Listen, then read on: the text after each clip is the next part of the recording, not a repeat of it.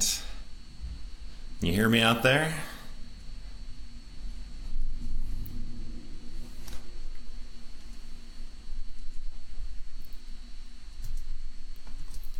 Good morning.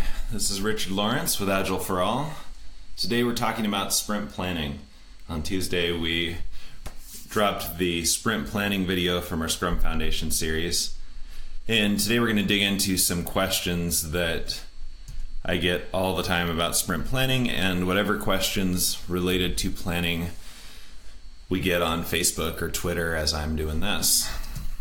So let me pull up my list here.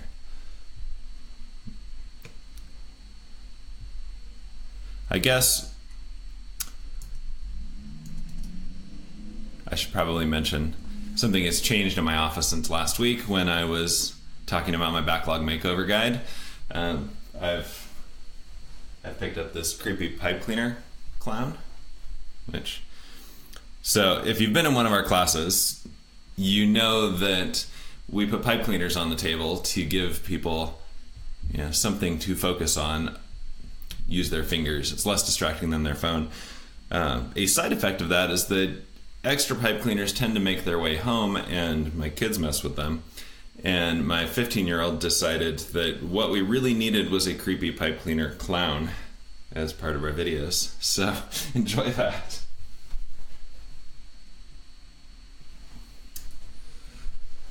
All right. So sprint planning. Probably the most common question I get, or maybe the most foundational question I get, is something like, our sprint planning meeting feels like a waste of time. Do we really have to do this if we want to be successful? And when I dig into that question and talk with the person who's asking, it usually turns out that the way they're doing their sprint planning meeting largely is a waste of time.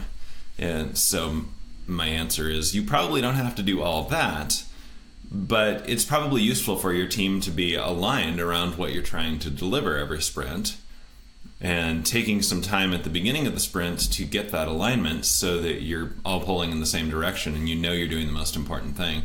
Well, that doesn't really feel like a waste of time. So then the question becomes, how do we focus sprint planning around those things that matter the most so that it's not, in fact, a waste of time? So a lot of what we're going to talk about this morning is, how do you make sprint planning more effective? How do you deal with some of the common issues that come up? How do you get it focused on just the things that matter the most? If you're just joining us, this is Richard Lawrence with Agile for All, and we're talking about sprint planning and how to make it more effective.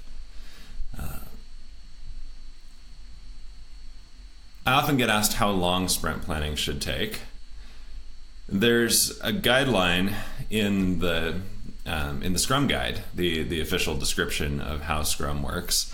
And that guideline, or really more accurately, that time box, says up to 2 hours per week of sprint. So if you're like most teams and you're running a 2-week sprint, we're talking about a 4-hour sprint planning meeting, which sounds kind of painful to me and kind of unnecessary. So the related question that people are usually asking when they ask me how long it should take is, how can we make it faster? So I want to tell you about an effective team I was on that had the fastest sprint planning meetings I've ever experienced. And I'm not suggesting everybody needs to do exactly what this team did, but I think there are some lessons in there. There's some things this team did that other teams could borrow from to make their sprint planning meetings faster. So we were running 2-week sprints, and our sprint planning meetings on average took about 10 minutes. Yeah, you heard that right. We were planning a 2-week sprint in 10 minutes, and we were actually delivering what we planned. So how did we do it? Well, the first thing that made a huge difference was that we actually spent time refining the backlog. We did some of the things I talked about last week, and in almost every time you see me, I'm talking about How do you work with your backlog effectively? How do you refine the backlog continuously? So this team, like most effective teams, left some space in our capacity, in our commitment each sprint, that we could spend with the product owner looking at the backlog, understanding what was on there, and being ready for the next sprint. And then we did something that I don't see other teams do very often, but it's really powerful. We had a pretty simple estimating scale. 0, 1, too big. That was it. 0, 1, too big. So we had some things were zeros, like they were so small we probably shouldn't count them. We had our standard size, which we called 1, and then we had things that were bigger than 1. And when we came across something that was bigger than 1, we split it until we got zeros and ones. So essentially everything in the backlog except for tiny items, update this text in this field somewhere, that kind of thing would be a 0. And items further down the backlog that we weren't committing to yet that were more strategic and could be bigger, everything at the top of the backlog was basically a uniform size. It was just our standard 1-point user story, which meant that our velocity then was a count. And our planning meeting was essentially like, our velocity is 6, here's the top 6, anything in there we need to talk about, any unusual skill constraints, anybody on vacation. So we were really just saying, is our velocity over these items going to be typical of our velocity over any other 6 items? And the answer was usually yeah, and we understand enough to start. So that was the end of sprint planning, about 10 minutes later. So how can you make your sprint planning faster? First off, you can prepare well to actually spend time as a team, as small groups within the team, refining your backlog items, breaking down the big things into small things, discussing just how big they are, whether you do that by going for a standard size like we did, or whether you estimate, or whether you just assume they're the standard size and just count. It doesn't really matter as long as you spend the time on them and you do something to compare the past to the future and have some kind of baseline going there. So you prepare well, you come in with a well-groomed backlog, and then when you're in the meeting, you focus and you talk about just what you need to talk about. Now, I think there are 3 things you need to discuss, you need to answer to pull a backlog item into a sprint. 3 things to pull a backlog item into a sprint. Number 1, what's the goal? What impact are we trying to have with this item? You need alignment on where you're trying to go with it. Hopefully you've talked about a lot of that leading up to the sprint as you're doing backlog refinement, because that's a key part of figuring out how to slice big items into small items. But if you haven't talked about that yet, if you don't have alignment around the goal, the impact you're going for, that's the first thing you need to know. Okay? Number 2, is it reasonably likely to fit? Is the item reasonably likely to fit in whatever capacity is left in the sprint? Okay, so at the top of the sprint, you're saying, will it fit at all? As you start working your way down and maybe you've pulled 5 or 6 items in, now you're saying, with our remaining capacity, whatever we think it is, and I'm not talking quantitatively like we have 32.5 person hours or something silly like that. I'm talking just looking at how much we've committed to and how big the time is. Is this one likely to fit too? Notice I'm not asking with certainty, will it fit? Because you often can't know that in advance for a complex item. But you can get a sense from the past experience whether it's reasonably likely you'll be able to hit the desired impact. So number 1 was what's the goal? What impact are you trying to have? Number 2 is it reasonably likely to fit? And finally, number 3, what do we need to know to get started? And how do we want to start? Notice it's what do we need to know to get started, not what do we need to know to finish without ever having to talk again. And this is where a lot of sprint planning meetings go longer than they need to. The team is thinking, oh, we need to get all the answers now so that we can have really high confidence that we could just go away and build this thing and never have to talk to the product owner again until we review it. And that is not what sprint planning is about. This is not the one and only time you talk with the product owner if you're a developer. This is the time where you figure out as a team what's likely to fit so that we can focus our collaboration around a small set of things. But then you should expect that as a whole team and as subsets of the team, you're collaborating every day throughout the sprint. So I always want teams to get to what do we need to know to get started, rather than what are all the things we're ever going to need to know. And then you can get started, and you expect that questions will emerge. You expect that even on day one, you're probably going to have something small that you show to the product owner. You get some feedback, you discover some new things that need to be done, and that's okay. That's how complex work works. You can't know it all in advance. So let me recap. The 3 things you need to pull a backlog item into a sprint. You need to answer, what impact are we trying to have with this item? So you have alignment around your goal. You need to answer, is it reasonably likely to fit? So that you're not committing to items you don't actually believe you can do. And number 3, what do we need to know to get started? You need a way to start. If you have those 3 items, you can pull that backlog item in, and then you can stop talking about it. You don't need to do all the design work. You don't need to do all the tasks and put time on tasks and all kinds of excessively precise things like that. Now, occasionally, and we found this with our team that had the really short sprint planning meetings, occasionally an item will come up where you do need to have a design conversation, or you do need to break out some tasks in order to answer those questions about whether it will fit and how you want to get started. But the entire time you're having that discussion, you're not trying to actually resolve all your design issues or nail down all your tasks.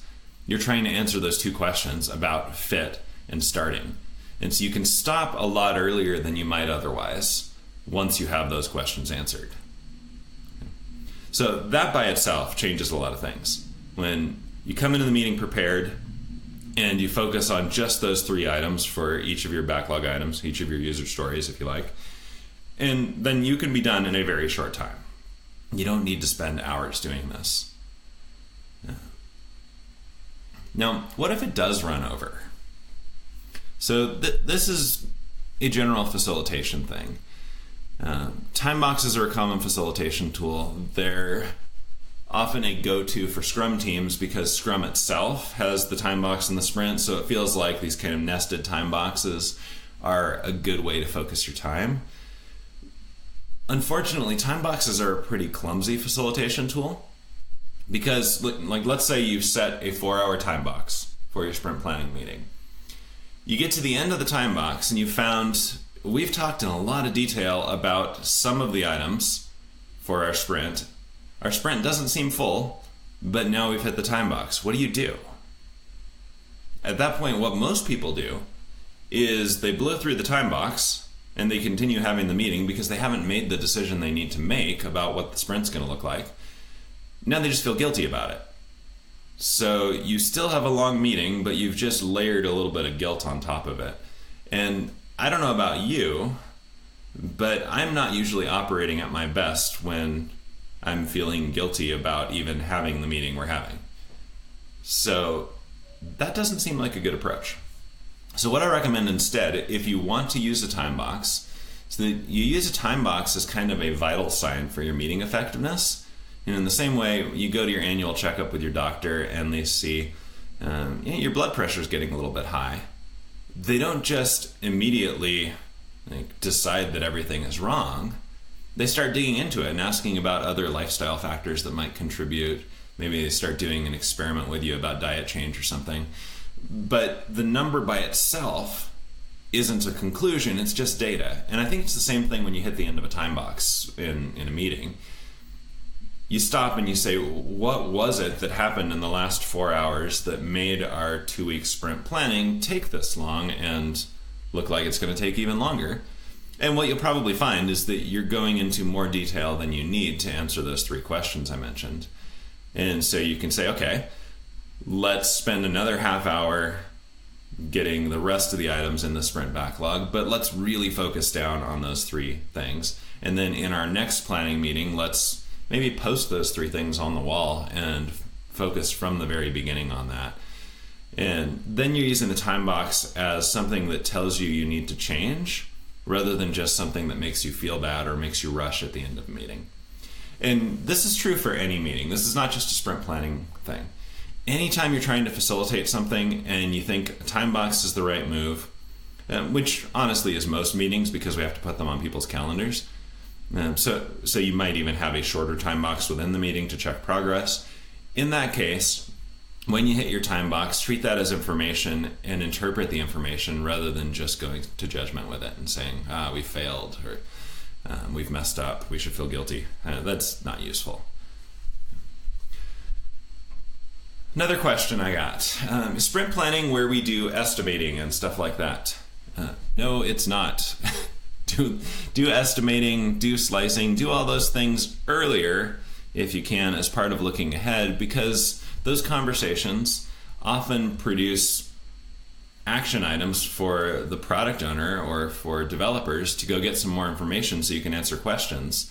And sprint planning is the time where you need to use that estimate, or you need to use the stories being the right size. So it's a bad time to be discovering that you don't have the information you need. So I strongly encourage people to do that in the sprint or two before sprint planning, a little bit at a time, so that there's time to respond to needs that emerge in there. Now, if you haven't done it, if something just emerged this morning, this is your last moment to do things like estimating and slicing, and that's fine. But you definitely shouldn't be saving that work for sprint planning. Here's an actual question I got from a new client. They said, our product owner comes to sprint planning with things that have to get done each sprint, and the air quotes were real. Those things have to get done each sprint. Is that how sprint planning is supposed to work? Yeah, I've seen this before. The way many organizations are used to working is a stakeholder, whether that's product manager, sales, an executive, somebody who has some kind of leadership over product direction or project direction, picks scope and picks a date, maybe based on some real outside thing, maybe just arbitrarily, and says this has to get done. Right? Or maybe you're further down a project, you're coming up on a real objective deadline, and you see that you haven't finished all the things you expected to by that point. And so people are starting to feel desperate, and so they come into sprint planning, and hey, I've calculated that we have to, we've been getting 10 items done per sprint, and now we have to get 12. That's the only way we're going to make it. So I want to be really clear.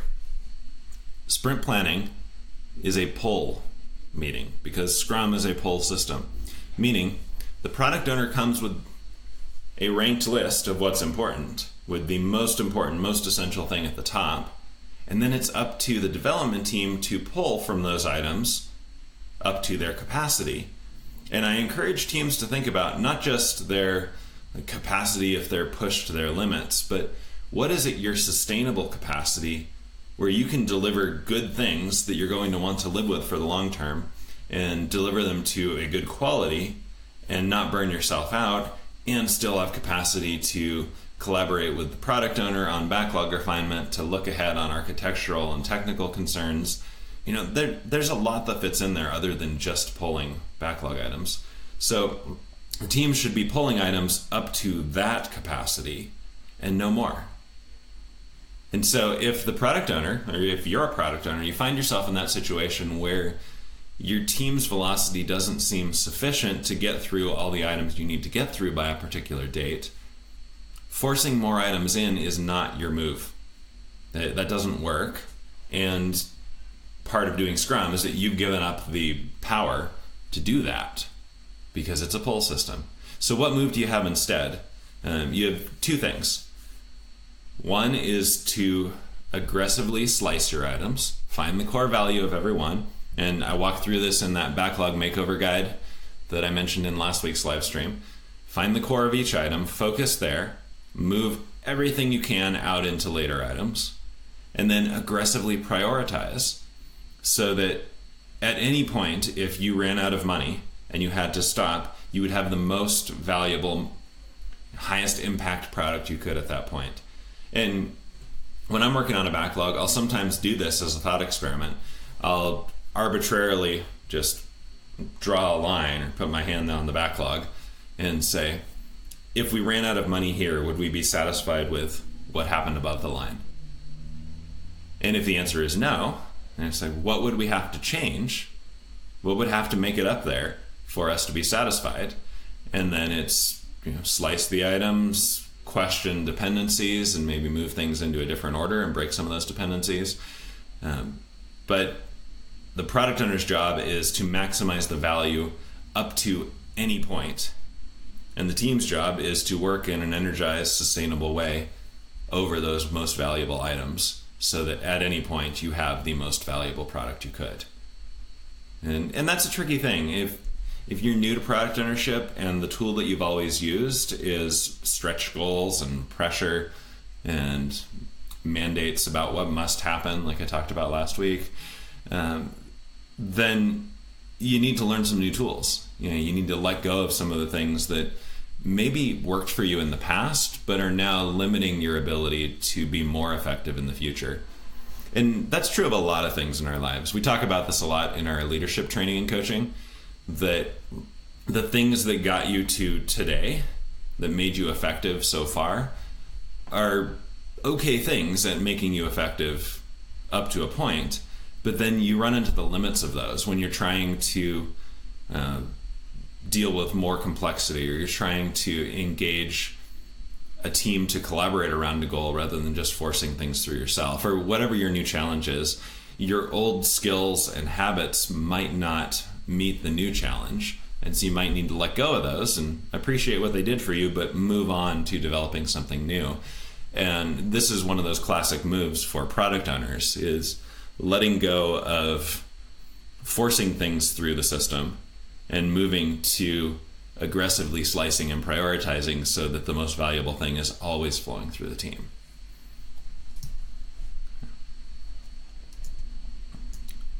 Let's see if any new questions have come in here.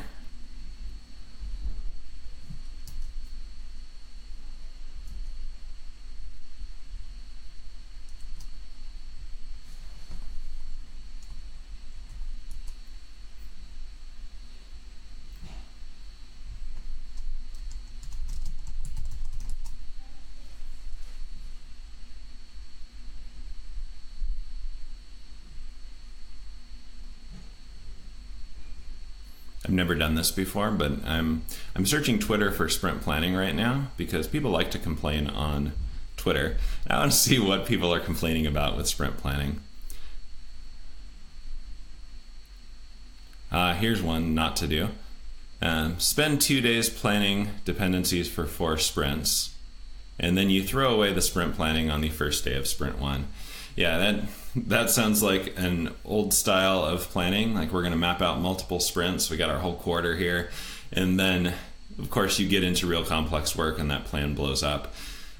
So there's a reason it's sprint planning and it's not quarterly planning, or even these days I don't recommend what people typically think about as release planning or multi-sprint planning, because you simply can't know that far ahead. So instead, we plan a sprint at a time, we take the data that comes out of that, and we adjust the backlog accordingly. But we don't try to plan multiple sprints.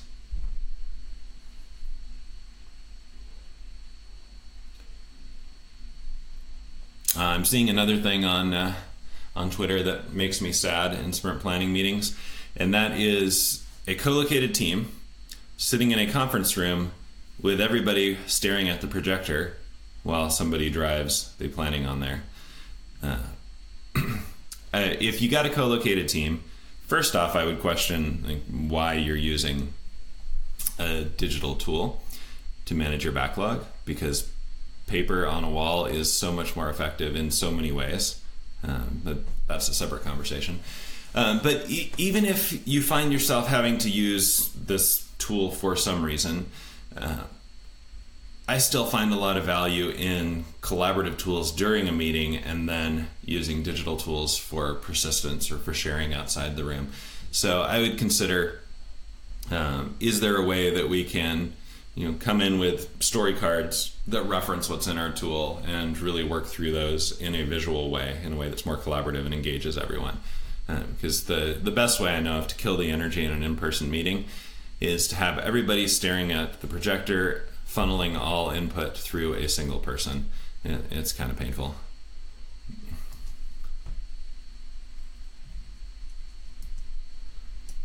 All right. We're going to go ahead and wrap it up, but if you have additional questions as you're watching this later, I know a lot of people catch up on these later, so maybe they're in a daily Scrum or something right now. If you have additional questions, go ahead and comment on this video, and we'll catch those in a future live stream on another Ask Me Anything Friday. See you later.